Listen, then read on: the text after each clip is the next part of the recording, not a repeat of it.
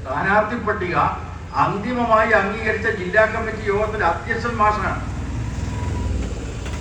അപ്പോൾ മാഷോട് പറഞ്ഞു, മാഷെ തീരുമാനമല്ലായിരുന്നു, എന്നാൽ പിന്നെ തളിപ്പറമ്പ് മണ്ഡലം കമ്മിറ്റിയുടെ യോഗത്തിൽ നിങ്ങൾ വരണം, അവിടെ സ്ഥാനാർത്ഥികളുടെ പേര് പറയാൻ വേണ്ടി പോവാ, അതുകൊണ്ട് നിങ്ങൾ വരണം. അപ്പൊ തളിപ്പറമ്പ് മണ്ഡലത്തിൽ എനിക്ക് ചുമതല വന്നു. ഞാൻ പറഞ്ഞു, മാഷെ എനിക്ക് ചുമതലയുണ്ട്, നമുക്ക് ഒന്നിച്ച് വർക്ക് ചെയ്യാം, നിങ്ങൾ അവിടെ വരണം. വന്നില്ല മണ്ഡലം കമ്മിറ്റി യോഗം. ആ മണ്ഡലം കമ്മിറ്റി യോഗത്തിൽ വരാതെ മാഷ് എന്താ ചെയ്തത്?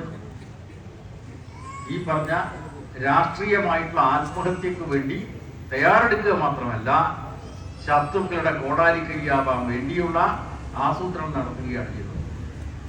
നേതാക്കന്മാർ സംസാരിക്കുന്നതിനിടയിൽ അദ്ദേഹം എല്ലാം കേട്ടു എന്നതല്ലാതെ അദ്ദേഹം ചെയ്ത പണി എന്താണ്? ഈ തെരഞ്ഞെടുപ്പിൽ തളിപ്പറമ്പ് മണ്ഡലത്തിൽ മത്സരിക്കണം.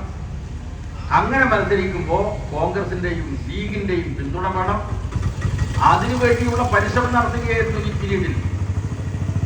പക്ഷെ CPM-ന്റെ നേതൃത്വത്തിന് ഇതൊക്കെ മനസ്സിലാവുന്നുണ്ട്. കാരണം ആള് പറയുന്നുണ്ട്, ഇതാ മാഷ് ഇവിടെ എത്തിയിട്ടുണ്ട്, തണ്ണി ജോസഫിനടുക്ക് എത്തിയിട്ടുണ്ട്, മാഷ് അങ്ങോട്ടൊക്കെയുള്ള യാത്രയിലാണ്, മാഷ് തിരുവനന്തപുരത്ത് പോയിട്ടുണ്ട്, കാണാൻ വേണ്ടിയുള്ള ശ്രമങ്ങൾ, എതിരാളികളായിട്ടുള്ള നേതാക്കന്മാരെ കാണാൻ വേണ്ടിയുള്ള ശ്രമങ്ങൾ നടത്തുകയാണ്. അവസാനം തണ്ണി ജോസഫിന്റെ അടുക്ക കാൽക്കൽ വീണ് അഭയം തേടി.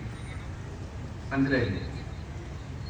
ഇതൊക്കെ വന്നിട്ടും പാർട്ടി പറഞ്ഞു, നിങ്ങൾ നിരാശ കൊണ്ട് ഇങ്ങനെയൊക്കെ ആണെങ്കിലും നിങ്ങൾ ആ നിലപാടത്ത് മാറ്റി 56 വർഷത്തെ രാഷ്ട്രീയ ജീവിതത്തിന് അന്ത്യം കുറിക്കുന്ന ഒരു കമ്മ്യൂണിസ്റ്റുകാരൻ നിലക്ക് അഭിമാനപൂർവ്വം നമ്മുടെ നാടിന് മുമ്പിൽ ഉയർന്നു നിൽക്കുന്ന ഒരു പാർട്ടി രാഷ്ട്രീയ നേതൃത്വം ഈ കാര്യത്തിന് വേണ്ടി നിങ്ങൾ പരിഗണിക്കാൻ പാടില്ല.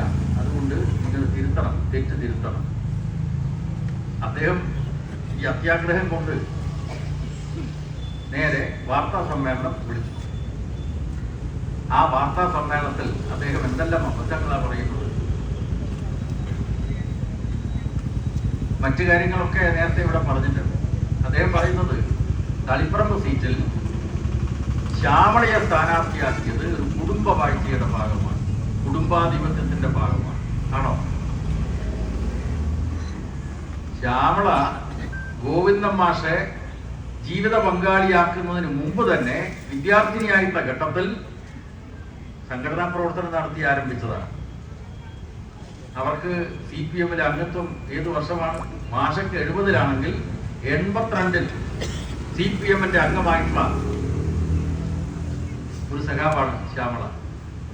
12 വർഷത്തെ വ്യത്യാസമേ ഉള്ളൂ. 1980-കൾ നമ്മുടെ പാർട്ടി സഖാക്കൾക്ക് കൃത്യമായിട്ട് അറിയാം. സ്ത്രീകള് പാർട്ടിയുടെ പ്രവർത്തനത്തിലേക്കും പൊതുപ്രവർത്തനത്തിലേക്കും വരാൻ മടി കാണിച്ച കാലത്ത്, ഹൈസ്കൂളിൽ പഠിക്കുന്ന കാലത്ത് തന്നെ SFI-യുമായി ബന്ധപ്പെട്ടു. മട്ടന്നൂർ PRNSS കോളേജിൽ പ്രീ ഡിഗ്രി കയറ്റാവുന്ന അവസരത്തിൽ പ്രത്യക്ഷമായിട്ട് SFI-യുടെ പ്രവർത്തനത്തിലേക്ക് വന്നിട്ടുള്ള ഒരു സഖാവാണ് ശ്യാമള. അന്ന് ഗോവിന്ദ മാഷുമായിട്ട് പരിചയപ്പെട്ടിട്ടില്ല. SFI-യുടെ ജില്ലാ ജോയിന്റ് സെക്രട്ടറിയായി DYFI-യുടെ ജില്ലാ കമ്മിറ്റിയിൽ വന്നു. 1985-ൽ B.Ed പാസ്സായതിനു ശേഷമാണ് മൊറാഡ സ്കൂളിൽ ചേരുന്നത്. അപ്പൊ മൊറാഡ സ്കൂളിൽ ചേരുന്ന സമയത്ത് കല്യാണം കഴിച്ചു. അതിനു മുമ്പേ DK ശ്യാമള എന്ന ഒരു വനിതാ പ്രവർത്തകർക്ക് നേതാവിന് ഒരു ചരിത്രമുണ്ട്. അപ്പൊ ഇവിടെ സ്ത്രീത്വത്തെ തന്നെ ആക്ഷേപിക്കുകയാണല്ലോ. ഒരു സ്ത്രീ സ്വന്തക്കാരിൽ നിന്നുകൊണ്ട് SFI പ്രവർത്തനത്തിൽ പങ്കെടുക്കുന്നു, DYFI-യുടെ പ്രവർത്തനത്തിൽ പങ്കെടുക്കുന്നു, CPM-ന്റെ പ്രവർത്തനത്തിൽ പങ്കെടുക്കുന്നു. അതിന്റെ ഭാഗമായിട്ടുള്ള പ്രയാസങ്ങളൊക്കെ നേരിടുന്നു. മട്ടന്നൂർ ടൗണിൽ 1982-ൽ നിങ്ങൾക്ക് പഴയ പ്രായമുള്ള ആളുകൾക്ക് ഓർമ്മയുണ്ടായിരിക്കും. അന്ന് ഇടതുപക്ഷ പ്രസ്ഥാനത്തെ അടിച്ചമർത്താൻ വേണ്ടി കേരളത്തിലെ പോലീസ് പോരാ, മാർക്സിസ്റ്റ് വിരുദ്ധ ഗവൺമെന്റ് എന്ത് ചെയ്തു? CRP-യെ കൊണ്ടുവന്നു. ഓർമ്മയില്ലേ? പഴയ ആ മുട്ടം വടിയുമായിട്ട് CRP-ക്കാര് ഓരോ സമരത്തിന്റെ ഘട്ടത്തിലും മുന്നിൽ നിന്നിട്ടുള്ള ആ CRP-യുടെ തല്ലേറ്റു വാങ്ങിയിട്ടുള്ള ഒരു വിദ്യാർത്ഥിനി നേതാവാണ് ശ്യാമള. അപ്പൊ അങ്ങനെയെല്ലാമുള്ള ചരിത്രം അത് ഇല്ലാതാക്കിക്കൊണ്ട് അതിനെ നിഷേധിച്ചുകൊണ്ടുള്ള പ്രചരണം വ്യാപകമായിട്ട് നടന്നു. ഒരു കാര്യം കൂടി ഈ നാട്ടിലെ ജനങ്ങളോട് പറയാം, പാർട്ടി ബന്ധുക്കളോട് പറയാം. ഓരോ മണ്ഡലത്തെയും സ്ഥാനാർത്ഥി പട്ടിക രൂപപ്പെടുത്തുന്ന അവസരത്തിൽ ചില കാര്യങ്ങളൊക്കെ പുറത്തു വന്നു അല്ലേ? ആ പുറത്തു വന്നതാണ് വലിയ നിലക്ക് കൊടുങ്കാറ്റായി ചർച്ച ചെയ്തത്. ഇത് ഗോവിന്ദ മാഷയുടെ ഭാര്യയാണ്. അപ്പോ മാതൃഭൂമി പത്രമാണെന്ന് തോന്നുന്നു ഒരു കാർട്ടൂൺ പ്രസിദ്ധീകരിച്ചത് നിങ്ങൾക്ക് ഓർമ്മയുണ്ടായിരുന്നു അല്ലേ? എന്താ കാർട്ടൂൺ? ഗോവിന്ദ മാഷ് ബാറ്റൺ കൈമാറും ആയിരിക്കും ശ്യാമളൻ. നിങ്ങൾ ഓട്ടം കണ്ടിട്ടില്ലേ? ദീർഘദൂര ഓട്ടക്കാര് റിലേ ഓട്ടമാണ്. അപ്പൊ ഗോവിന്ദ മാഷ് ഒരു റീച്ച് ഓടി തീർത്തതിന് ശേഷം അടുത്ത റീച്ച് ഓടി തീർക്കാൻ വേണ്ടി ശ്യാമള ടീച്ചർക്ക് ബാറ്റൺ കൈമാറുന്ന ഒരു കാർട്ടൂൺ.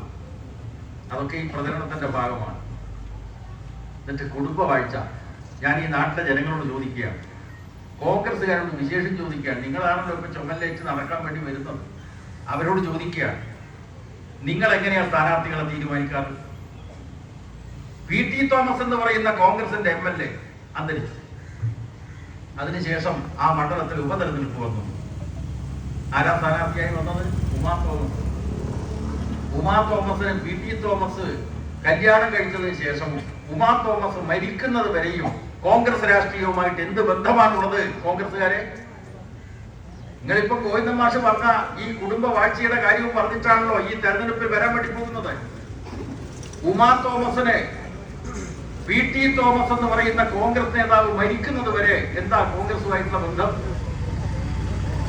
പഴയ സ്പീക്കർ കാർത്തികേയൻ മരണപ്പെട്ടു. കാർത്തികേയന്റെ മകൻ ശബരിനാഥ് ഉപതെരഞ്ഞെടുപ്പിൽ കോൺഗ്രസിന്റെ സ്ഥാനാർത്ഥിയായി. ശബരിനാഥിന് പഴയ കോൺഗ്രസിന്റെ പ്രവർത്തന പാരമ്പര്യമുണ്ടോ? ഒന്നുമില്ല. അച്ഛന്റെ പിൻഗാമിയായിട്ട് മകൻ, ഭർത്താവിന്റെ പിൻഗാമിയായിട്ട് ഭാര്യ ഉമാ തോമസ് അല്ലേ? അതൊന്നുമല്ല. CPM-നെ സംബന്ധിച്ചു മാത്രമല്ല, അവിഭക്ത കമ്മ്യൂണിസ്റ്റ് പാർട്ടിയെ സംബന്ധിച്ചു ഒരു കാര്യം മനസ്സിലാക്കണം.